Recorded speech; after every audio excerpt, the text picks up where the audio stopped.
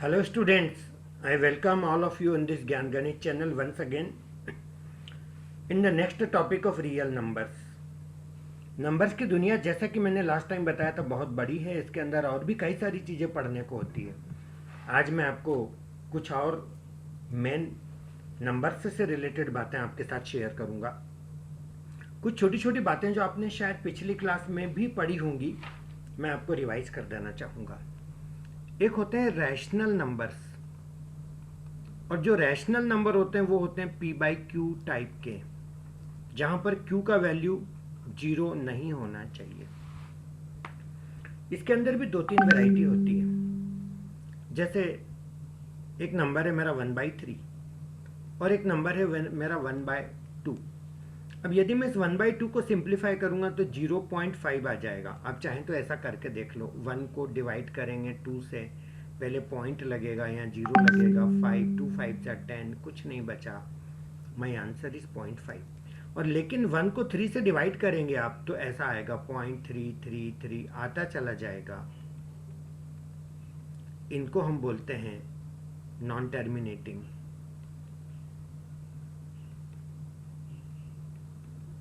और इस टाइप के डेसिमल को हम बोलते हैं टर्मिनेटिंग। जो रुक जाए, जिसमें ब्रेक लग जाए, वो टर्मिनेटिंग। और जो बगैर ब्रेक की बाइक हो, चलती ही जाए, रुके ही नहीं, दैट इज नॉन टर्मिनेटिंग।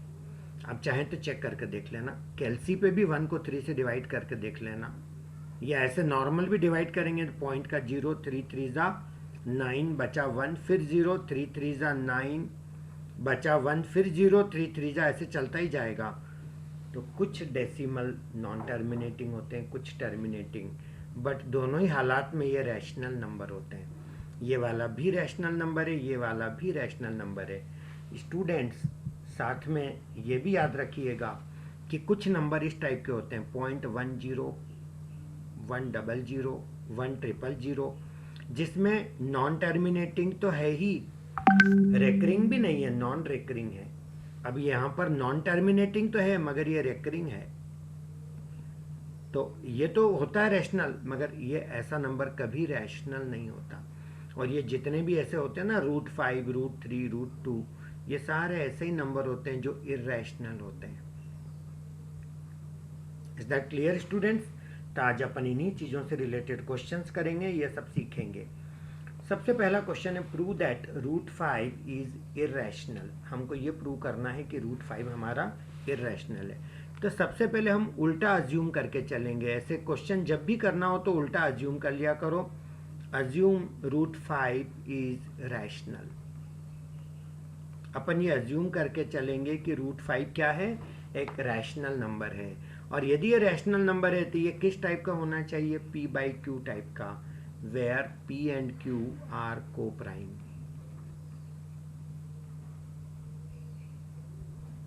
मतलब ये कैंसल नहीं होना चाहिए किसी से, इनका कोई कॉमन फैक्टर नहीं होना चाहिए। ऐसे नंबर होते हैं हमारे रैशनल। तो मैंने क्या अज्यूम कर लिया, √5 को p/q। और यदि मैं स्क्वायरिंग करूं तो 5 इक्वल टू क्या बनेगा, p² डिवाइडेड बाय q²। इसमें कोई प्रॉब्लम नहीं होनी चाहिए। फिर मैं आगे बढ़ता हूँ, इसको क्रॉस मल्टीप्लाई करके मैं लिख सकता हूँ, यहाँ पर कुछ नहीं है तो अपॉन में 1, तो p² इक्वल टू मेरा हो गया 5q² या 5q² इक्वल टू p²। इसका मतलब ये हो गया कि q² इक्वल टू p²/5, और q² एक इंटीजर होगा। इसका मतलब ये जो 5 है ये p² से डिविजिबल है, therefore p² is divisible by 5। Is that clear? और यदि p² 5 से डिविजिबल है तो ये भी एक फंडा होता है, p is also divisible by 5। मेरे पिछले वीडियोस में कहीं मैंने बताया होगा, p is also divisible by 5। कोई प्रॉब्लम तो नहीं इसके अंदर। किसी नंबर का स्क्वायर यदि 5 से डिविजिबल है तो वो नंबर खुद भी किससे डिविजिबल होगा, 5 से डिविजिबल होगा। कोई भी एग्जांपल लेके देख लें आप, है ना। जैसे 10 का स्क्वायर कितना होता है, 100। क्या 100 5 से डिविजिबल है? हाँ है। तो ये खुद 10 भी तो 5 से डिविजिबल है। तो किसी नंबर का स्क्वायर 5 से डिविजिबल है तो वो खुद नंबर भी किससे डिविजिबल होगा, 5 से डिविजिबल होगा। तो यहाँ पर p is also divisible by 5, therefore p को मैं ले सकता हूँ 5k, ऐसा लिख सकता हूँ। क्योंकि यदि p 5 से डिविजिबल है तो इसका मतलब p को 5 से फुल्ली डिवाइड करने पे कुछ तो आएगा, उसको मैंने k एज्यूम कर लिया। तो कहने से p इक्वल टू 5k। ये बात समझ आई आपको? चलिए अभी इसको मैं इक्वेशन नंबर 1 डाल के इसमें जहाँ जहाँ p है वहाँ पर मैं लिख देता हूँ 5k। तो यहाँ पर q square equal to p की जगह मैं 5k लिख रहा हूँ तो ये आ जाएगा मेरा 5k का होल स्क्वायर डिवाइडेड बाय 5, यानी कि 25k स्क्वायर डिवाइडेड बाय 5, 5 5 जा 25। तो मुझे क्या मिला, Q square equal to 5k square. कोई डाउट इसके अंदर नहीं होना चाहिए। चलिए आगे बढ़े। Q square equal to 5k square, अपन यहाँ तक आ गए थे। Q square equal to 5k square, या मैं उल्टा बोलूँ तो 5k square equal to Q square. तो k स्क्वायर इक्वल टू आ गया क्यू स्क्वायर बाई 5, और k एक इंटीजर है तो इसका स्क्वायर भी इंटीजर होगा। और ये इंटीजर कब आएगा, जब क्यू स्क्वायर फुल्ली डिविजिबल हो 5 से। इसका मतलब Q square is divisible by 5। और यदि क्यू स्क्वायर 5 से डिविजिबल है तो इसका मतलब क्यू भी divisible by 5। Q is divisible by 5, वही वाला फंडा। Is that clear? Q is divisible by 5, एक तो ये लेके आया मैं, और एक मैं पहले लेके आया था p is divisible by 5। Is that clear? यदि p भी 5 से डिविजिबल है, q भी 5 से डिविजिबल है, इसका मतलब p और q का एक कॉमन फैक्टर है 5। Yes no? तो इसका मतलब हो गया therefore p and q has common factor 5, therefore p and q are not coprime. जिनका कोई कॉमन फैक्टर होता है 1 के अलावा, वो कभी कोप्राइम नहीं होते नंबर। तो मैं क्या लेके चला था, ये अज्यूम करके चला था मैं कि √5 इज रैशनल, है ना। और मैंने जो लाया हूं मैं इसको लेकर के, वो ये लेके आया p and q are not coprime, जबकि यहाँ पर क्या लिखा है, p and q are coprime, यानी कॉन्ट्रडिक्शन हो गया। इसका मतलब हमारा अजम्पशन जो था वो फेल हो गया। Therefore assumption are not correct, therefore assumption is wrong.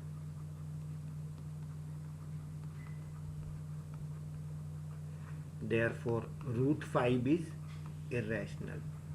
हमने √5 को रैशनल मान के चला था तो हम गलत रिजल्ट पे आ गए। इसका मतलब √5 क्या है, इरेशनल है। तो कई क्वेश्चन गाइज मैथमेटिक्स में ऐसे होते हैं जो बहुत ब्यूटीफुल, बहुत इंटरेस्टिंग होते हैं, जिनको कॉन्ट्रेडिक्शन अप्रोच से प्रूव करना पड़ता है ना। रियल जिंदगी में भी कई बार कोई नहीं मानता है किसी चीज को, तो अपने को कॉन्ट्रेडिक्शन करना पड़ता है। जैसे अपन ने किसी को बोला कि गाड़ी स्लो चलाया करो, अब सामने वाला बोलता नहीं गाड़ी तो तेज चलाना चाहिए। ठीक है भैया, तेरी बात को सही मान के और तू चला गाड़ी, तेज चला के बता। अब वो गाड़ी चला रहा है 40 पे, 50 पे, 60 पे, 80 पे, तेज चलाता गया, है ना। एक पोजीशन ऐसी आई कि उसका एक्सीडेंट हो गया। अब अपन अजम्पशन क्या लेके चले थे, गाड़ी तेज चलाना चाहिए। रिजल्ट क्या आया, एक्सीडेंट। अच्छा हुआ कि खराब हुआ, गलत हुआ ना। इसका मतलब जो अजम्पशन लेके चले थे वही गलत है। तो गलत चीज को लेके चलोगे तो रिजल्ट गलत आएगा और सही उसका जस्ट रिवर्स हो जाएगा। ये हम इस तरह से क्वेश्चंस को सॉल्व कर सकते हैं। Next question, 3 + 2 √5 irrational. फिर से वही करें। यस गाइस, उल्टा अज्यूम कर लो। Late 3 + 2 √5 is rational. हम ये अज्यूम करके चल रहे हैं कि 3 + 2 √5 रैशनल है। अब 3 + 2 √5 यदि रैशनल नंबर है तो ये किस टाइप का होगा, p/q टाइप का होगा। p और q जहां पर इंटीजर है, q का वैल्यू 0 नहीं होना चाहिए, को प्राइम भी होना चाहिए। Is that clear? इसका मतलब ये हुआ स्टूडेंट्स कि जो मेरा 2 √5 है वो होना चाहिए p/q -3। ये मैंने इस 3 को मैंने इधर शिफ्ट कर लिया। तो मेरा जो 2√5 है, यहाँ पर एलसीएम में क्यू ले लूँ तो यह आना चाहिए p माइनस 3q। यहाँ कुछ नहीं है तो अपॉन में 1 आएगा, है ना, तो इस तरह से लिख सकते हैं। तो √5 इक्वल टू हो गया p minus 3q divided by 2q। ये 2 को भी मैंने यहाँ से हटा के इधर ले लिया था, अपॉन में आ गया। अब स्टूडेंट्स, ये √5 कैसा नंबर है? अभी भी अपन ने प्रूव करा था, इर्रेशनल। अच्छा, ये रैशनल है, सारे नंबर है, इंटीजर है और q जीरो भी नहीं है। इसका मतलब ये हुआ कि ये पूरा का पूरा नंबर p और q चाहे कुछ भी लेके सॉल्व करो तो ये ऑलवेज क्या आएगा गाइस? रैशनल आ जाएगा। यानी कि इर्रेशनल और रैशनल बराबर आ गया, जबकि ये तो गलत है, हो ही नहीं सकता। इसका मतलब विच इज़ रॉन्ग, यहाँ पे लिख दूँ मैं, विच इज़ रॉन्ग। जो रिजल्ट आया वो गलत है, देयरफॉर अजम्पशन इज रॉन्ग। जो लेके चले थे वो गलत है। Is that clear? यानी क्या चीज गलत है? ये गलत है कि 3 + 2√5 इज रैशनल। तो देयरफॉर प्रूव क्या कर दिया? Therefore 3 + 2√5 is irrational. बस ऐसे जितने भी क्वेश्चन है सब ऐसे ही करके चलो। प्रूव करने का बोला रैशनल, तो आप उल्टा चलो, इर्रेशनल। प्रूव करने का क्या बोला है? 3√5, सॉरी ये यहाँ पर लेट, इसको अज्यूम करा रैशनल और फिर ये रिजल्ट आ गया गलत, तो इसका मतलब ये मेरा क्या हो गया? इर्रेशनल हो गया। इस तरह से ही इसको अपन प्रूव करेंगे। उल्टा अज्यूम करा अपन ने, प्रूव करना था इर्रेशनल, अज्यूम करा रैशनल। अरे वाह, एक और क्वेश्चन आ गया ऐसा, 7√5 इज इर्रेशनल। फिर से वैसे ही करें तो 7√5 अज्यूम कर लो, अज्यूम 7√5 इज रैशनल। ये अपन अज्यूम करके चल रहे हैं। और यदि हमने ये अज्यूम करा कि 7√5 रैशनल है, तो इसका मतलब 7√5 किस टाइप का होगा? p/q टाइप का होगा। कोई प्रॉब्लम नहीं होनी चाहिए इसके अंदर। और यदि 7√5 p/q टाइप का है तो √5 किस टाइप का होगा? p/7q टाइप का होगा। अब ये नंबर मेरा क्या है? इर्रेशनल। ये नंबर मेरा क्या है? रैशनल। तो हमको ये रिजल्ट मिला कि इर्रेशनल इक्वल टू रैशनल, ये दोनों इक्वल आ गए, विच इज रॉन्ग, जो कि गलत है। Therefore assumption is wrong.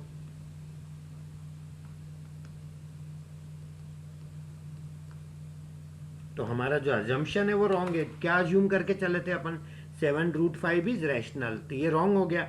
Therefore 7√5 is irrational. तो ये मेरा प्रूव हो गया कि 7√5 इज इर्रेशनल। कुछ भी याद नहीं करना है स्टूडेंट्स, केवल समझते जाना है और याद करते जाना है। इस लॉकडाउन पीरियड में आपको जो सहज रूप से इतना सब मिल रहा है, प्लीज़ उसकी वैल्यू करिएगा, क्योंकि कई बार हमको जो सहज रूप में मिल जाता है हम उसकी वैल्यू नहीं करते हैं। तो प्लीज़ इसको बहुत अच्छे से समझिए, इसको रिवाइज करिएगा, तो आपको सारी चीज़ें समझ आती चली जाएगी। कुछ नया सिखाना चाहता हूँ, उसके बाद हम आगे बढ़ेंगे। मैं आपको बोलूं कि एक नंबर है मेरा 3 डिवाइडेड बाय 7। ये नंबर टर्मिनेटिंग डेसिमल है या नॉन टर्मिनेटिंग डेसिमल है? तो ऐसा पता करने के लिए आप क्या करोगे? 3 से 7 को डिवाइड करोगे, पॉइंट लगाओगे 0, 7 4 ज़ा 28, बचा कितना? 2, पॉइंट की वजह से फिर 0, 7 3 ज़ा 21, बचा कितना? 7 2 ज़ा 14, बचा कितना? 6, पॉइंट के वजह से कितना आया? 0। Is that clear? अब 7 8 ज़ा 56, बचा कितना? 4, फिर 0, 7 5 ज़ा 35, बचा कितना? 5, फिर 0, 7 6 ज़ा 7 7 ज़ा 49, बचा कितना? 1 0, 7 1 जा 7, बचा कितना 3। ये तो आता ही चला जा रहा है, कहीं कोई मिस्टेक तो नहीं करी। अपॉन में 7 है तो ऐसा रूल है कि ज़्यादा से ज़्यादा 6 डिजिट आएंगे, 1 2 3 4 5 एंड 6, है ना। अब शायद रिपीट हो जाए। फिर 0, 7 4 जा यस 28, फिर बचा 2 0, 7 2 जा यस यस यस 0.42857 उसके बाद वापस से ये यहाँ से रिपीट होना स्टार्ट हो गया। सेम सेम सेम वापस चलता जाएगा चलता जाएगा। Is that clear? इसका मतलब ये कैसा डेसिमल है? टर्मिनेटिंग डेसिमल है कि नॉन टर्मिनेटिंग है? नॉन टर्मिनेटिंग है, चलता ही जा रहा है चलता ही जा रहा है, नॉन टर्मिनेटिंग डेसिमल है। इतनी बात समझ आई? अब मैं आपको एक ऐसा फंडा बताता हूं कि आप बगैर डिवाइड करे देखते से ही बता देंगे कि टर्मिनेटिंग है या नॉन टर्मिनेटिंग है। या वक्त भी लगेगा तो इतना नहीं लगेगा इसके जैसा। एक फंडा याद रखिएगा गाइस, किसी नंबर का डिनोमिनेटर इस टाइप का हो 2 power m into 5 power n। m और n कुछ भी नंबर होने चाहिए। m and n are any integers।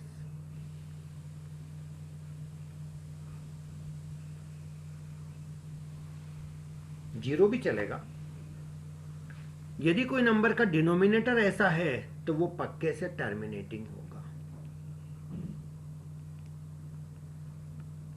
यह बहुत इजी वर्ड्स में बोलूं तो डिनोमिनेटर में 2 या 5 दोनों में से कुछ भी चलेगा। दोनों आए तो भी चलेगा, अकेला 2 भी चलेगा, ढेर सारे 2 भी चलेंगे, ढेर सारे 5 भी चलेंगे।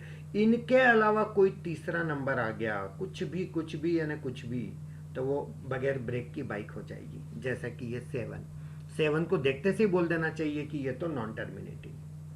Is that clear? तो मैं आपको यहाँ पर थोड़ी सी प्रैक्टिस करवा देता हूँ इस तरह के क्वेश्चंस की, कौन टर्मिनेटिंग है कौन नॉन टर्मिनेटिंग है। आ रही बात समझ में? चलिएगा आगे बढ़ते हैं। अब यहाँ पर कुछ क्वेश्चंस दिए हुए हैं आपको। पहला क्वेश्चन मैं ले रहा हूँ 13 डिवाइडेड बाय 3125, है ना। तो पहले ये देख लिया करो ये कैंसिल तो नहीं हो रहा है, नहीं तो पहले कैंसिल करो। ये 13 से डिविजिबल है क्या चेक कर लो। 13 2 जा 26, बचा 5 52, 13 4 जा 52, ऊपर से आया 5, नहीं फुल्ली डिविजिबल नहीं है, कैंसिल तो नहीं हो रहा है। अब आपको क्या करना है, ये जो 3125 है ना, इसके प्राइम फैक्टराइजेशन करना है। काय से डिवाइड करूं? 2 से तो होएगा नहीं, 3 से भी नहीं होएगा, तो 5 का ही दिख रहा मेरे को। 625, फिर 3 से नहीं होएगा, 5 से ही होएगा। फिर 5 से करो, फिर 5 से करो, फिर 5 से करो 1। 13 डिवाइडेड बाय कितने 5 आ रहे हैं? 1 2 3 4 5, 5 पावर 5। यानी ये जो डिनोमिनेटर है वो किस टाइप का आ रहा है? 5 पावर 5 आ रहा है इसमें, मतलब 5 और 2 के अलावा कुछ नहीं चाहिए, तो कुछ है भी नहीं इसके अंदर। तो इसका मतलब ये हुआ कि द नंबर इज टर्मिनेटिंग। 2 और 5 के अलावा तीसरा कोई दिख जाए तो नॉन टर्मिनेटिंग, अदरवाइज टर्मिनेटिंग।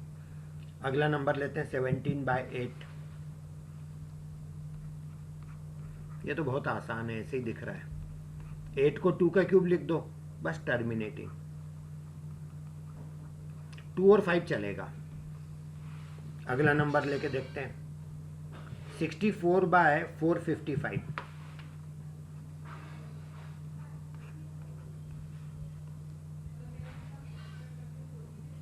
455 के वो कर लो प्राइम फैक्टराइजेशन। 5 से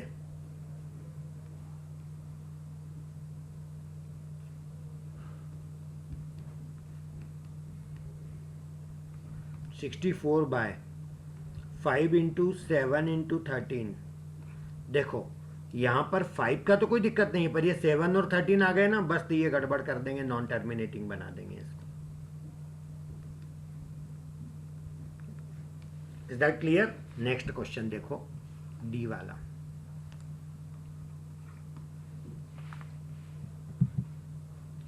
ये हो गया ये वाला 15/1600। पहले तो कैंसिल कर लो, कैसे हो रहा है। 5 3 ज़ा 15, 5 से कैंसिल करेंगे, 5 3 ज़ा 15, 1 0, 5 2 ज़ा 320। Is that clear? 3/320, तो ये 3/320, 3 से कैंसिल हो रहा है क्या? नहीं हो रहा है। अब 320 के अपन वो करेंगे फैक्टर्स, 2 से डिवाइड करा 160, 2 से डिवाइड करा 80, 2 से डिवाइड करा 40, 2 से डिवाइड करा 20, 2 से डिवाइड करा 10, 2 से डिवाइड करा 5, 5 से डिवाइड करा 1।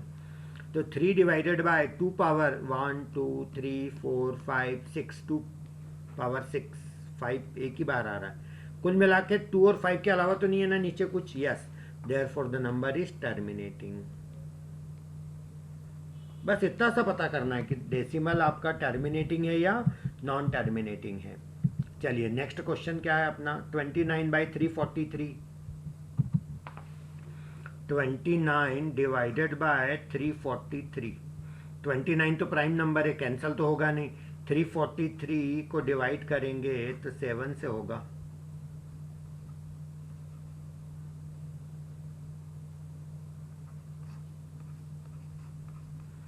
तो 29 बाय 3 बार 7 आ रहा, 7 क्यूब। जैसे ही 7 आया देखते से बोल दो नॉन टर्मिनेटिंग, क्योंकि 5 और 2 के अलावा कुछ नहीं चाहिए। क्लियर? अगला नंबर देखो, 23/2 cube into 5 square.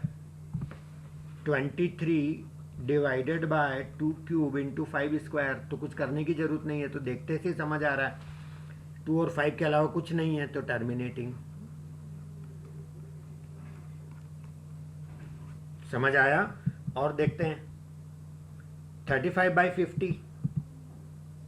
35 divided by 50।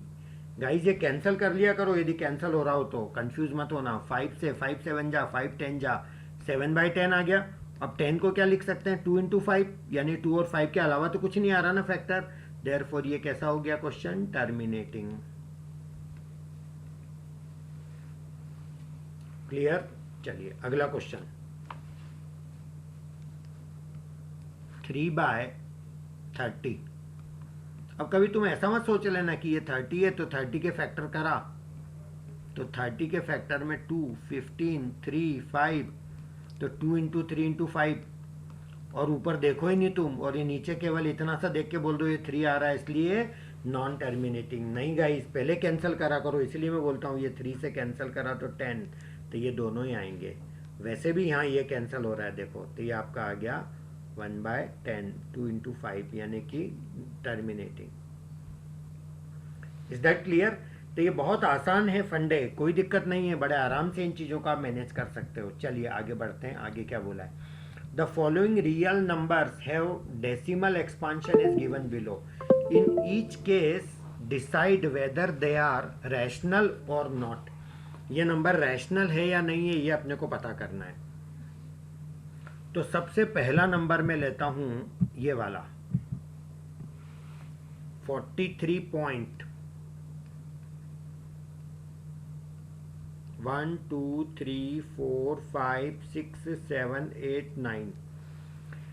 ये कैसा डेसिमल है? टर्मिनेटिंग, एंड आ गया इसका, पक्का रैशनल नंबर तो है ही, कोई दिक्कत नहीं है इसके अंदर।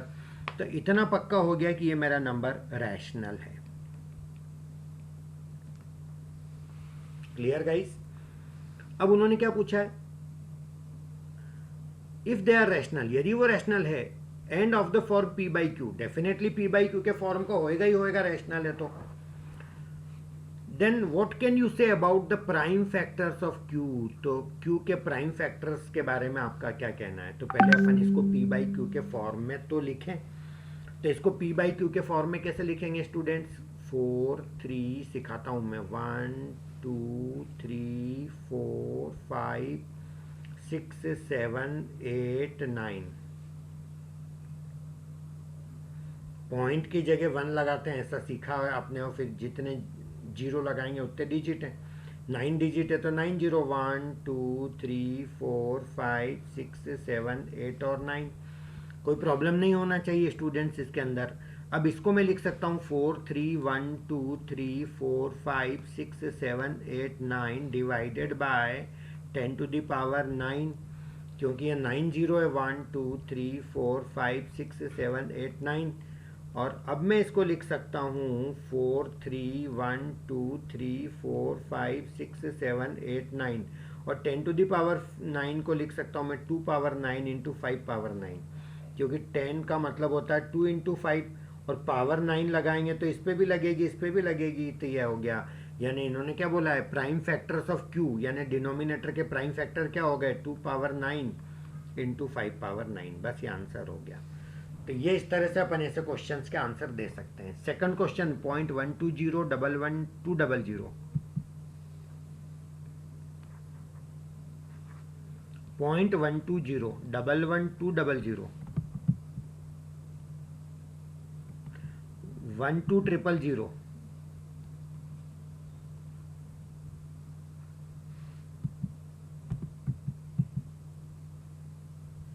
1240।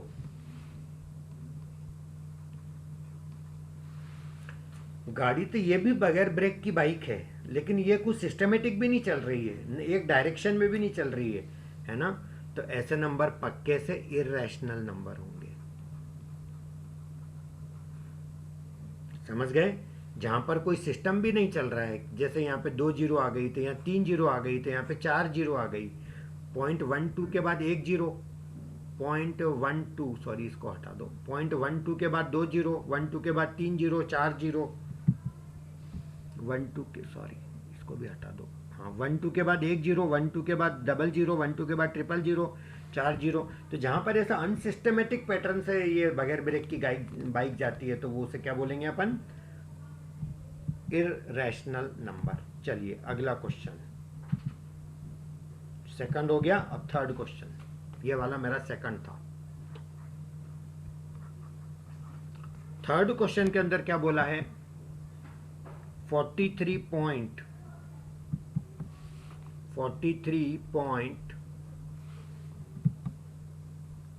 4 5 6 7 8 9, 1 2 3 4 5 6 7 8 9, इस पूरे पे बार लगा हुआ है। एक चीज याद रखना गाइस, बार लग गया ना बस तो पक्का है रैशनल नंबर है।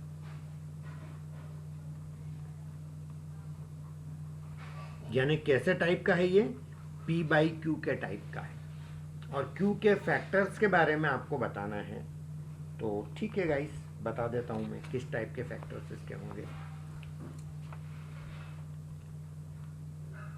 इसको हम ऐसा लिख सकते हैं क्या, 43 प्लस 0.1 2 3 4 5 6 7 8 9 पे बार। एक ही बात है, ये और ये दोनों जुड़े हुए ही तो हैं एक तरह से, है ना। कोई बोले 5.3 पे बार, मतलब 5 प्लस 3 बार, चलेगा, ऐसा लिख सकते हैं। 43 प्लस, अब 1 2 3 4 5 6 7 8 9, एक रूल है याद रखना, जितने डिजिट पे बार है उतने 9 आएंगे, 1 2 3 4 5 6 7 8 9। कोई प्रॉब्लम तो नहीं, यहाँ पर कुछ नहीं है। तो एलसीएम में क्या आएगा, 1 2 3 4 5 6 7 8 9, तो यहाँ आ जाएगा 43 इंटू 1 2 3 4 5 6 7 8 9 प्लस 1 2 3 4 5 6 7 8 9। बस इसको यहीं छोड़ दो। हमें क्या चाहिए था, ये डिनोमिनेटर, इसके फैक्टर्स के बारे में आपका क्या कहना है। 9 9 9 9 9 9 9 9 9 कितने टाइम्स, बस तो ये इसका डिनोमिनेटर आ गया। अब इसके फैक्टर्स तो आप वैसे तो नहीं आएंगे, 2 पावर m, ना तो इसमें 2 आएगा कहीं ना 5 आएगा, not 2 power m into 5 power n type, इस टाइप का तो नहीं है। Is that clear. तो ये इस तरह से इन क्वेश्चंस के अपन आंसर दे सकते हैं।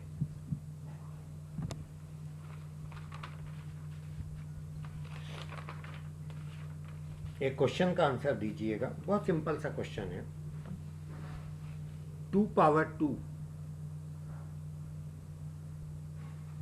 पावर 2 पावर 2 पावर 2 ऐसा चलता ही जा रहा है। इसको डिवाइड करेंगे 5 से तो रिमाइंडर क्या आएगा। कॉम्पिटिटिव एग्जाम में ऐसे क्वेश्चन आते हैं। नंबर्स की दुनिया में बोल रहा हूँ ना, बहुत ज़्यादा बड़ी होती है। आप चैनल पे बने रहिएगा, आपको बहुत सारे लेक्चर्स मिलेंगे। आप प्लेलिस्ट में जा कर के देखिएगा, वहाँ पर नंबर्स के कैट एग्जाम से रिलेटेड बहुत सारे क्वेश्चन डले हैं। आपको ऐसा लगता है कि 10th लेवल हमने कर लिया है, उतना तो हम कर लेंगे, हमें ज़िंदगी में कुछ बनना है, कुछ बड़े एग्जाम्स देना है और कोई बड़ा अचीवमेंट करना है, तो डेफिनेटली गाइस अभी से देखना स्टार्ट कर दीजिएगा।